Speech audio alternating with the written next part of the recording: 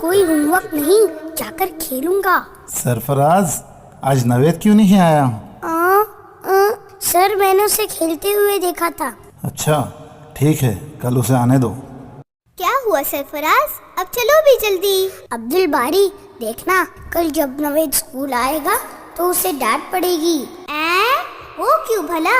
وہ اس لیے کیونکہ آج جب سر نے پوچھے تو میں نے ایسے ہی کہہ دیا کہ نوید کھیل رہا تھا۔ کیا سرفراز، تم نے سر سے جھوٹ بولے؟ استغفر اللہ، مجھے یہ بات بالکل بھی پسند نہیں۔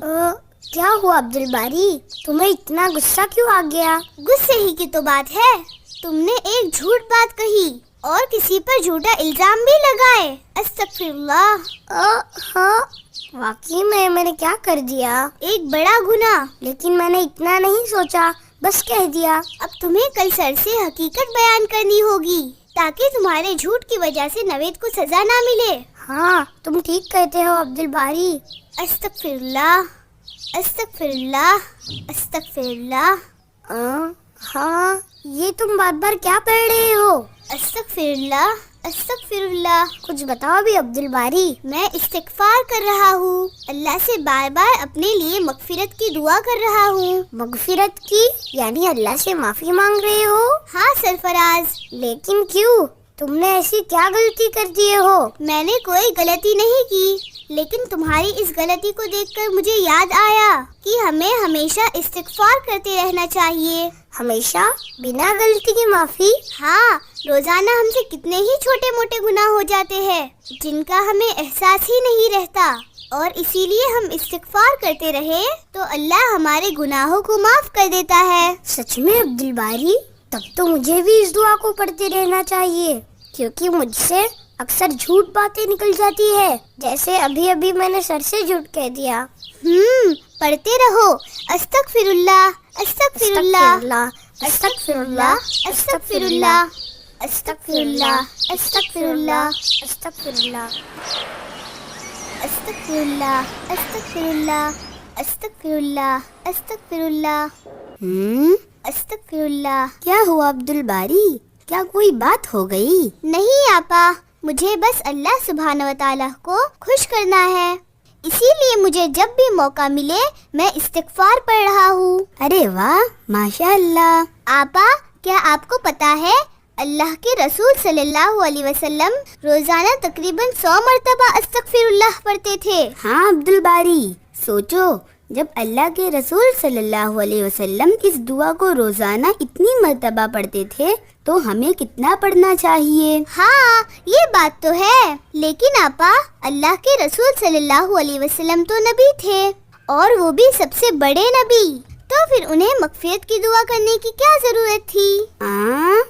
ہاں، یہ صرف مغفرت کے لیے ہی نہیں بلکہ اللہ کی رحمتوں کو پانے کے لیے بھی ہے یہ دعا۔ اچھا، تب تو میں اسے اور زیادہ پڑھوں گا، اور جب موقع ملے تب پڑھتا رہوں گا۔ ٹھیک ہے آپا، اب مجھے جانا ہے، سرفراز اور نوید میرا انتظار کرتے ہوں گے۔ سنبھل کر عبد الباری۔ اللہ اکبر، اللہ آپ کا احسان ہے، آپ ہمیشہ ہماری حفاظت کرتے ہیں۔ گھر سے نکلتے وقت کی دعا پڑھتے جاؤ۔ جی آپا، مجھے یاد ہے، لیکن یاد دلانے کے لیے جزاک اللہ خیر۔ بسم اللہ توکلت علی اللہ، لا حول ولا قوت الا باللہ۔ عبد الباری، اتنی تیزی سے کہاں جا رہے ہو؟ امی، میں نوید اور سرفراز کے ساتھ کھیلنے جا رہا ہوں۔ اچھا ٹھیک ہے، سنبھال کے کھیلنا۔ جی اچھا امی، کیا آپ نہیں چاہتے کہ اللہ ہمیں پسند کرے اور اللہ ہم سے راضی ہو؟